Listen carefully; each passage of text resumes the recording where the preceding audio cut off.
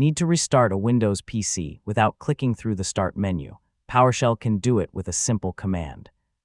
In this guide, I'll show you how to restart Windows safely, add a delay, and handle situations where you need a more forceful restart. So let's get started. First, open PowerShell. You can search for PowerShell from the Windows Start menu and launch it.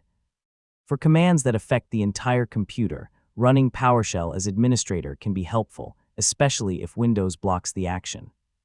The easiest PowerShell command for restarting Windows is Restart Computer. Type Restart Computer and press Enter. Windows will begin shutting down and then start the computer again. So make sure you've saved any important work first. PowerShell can also target a specific computer. Use the computer name parameter followed by the computer name, like Restart Computer, computer name PC01.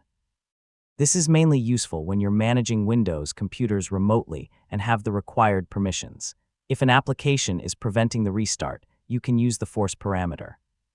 For example, Restart Computer Force tells Windows to restart without waiting for normal application shutdown. Be careful with this option because unsaved data in open programs can be lost. You can also schedule a restart after a short delay by using shutdown exe from PowerShell. For example, shutdown exert60 tells Windows to restart after 60 seconds. This gives you time to close programs or cancel the restart if necessary. If you change your mind during that countdown, you can cancel a scheduled shutdown with shutdown exa. Just run it before the timer expires. And yeah, that's a useful little safety option to remember. And that's how you restart Windows using PowerShell. For most situations, Restart Computer is the command to remember, while force and scheduled shutdown options give you more control. Just save your work before restarting.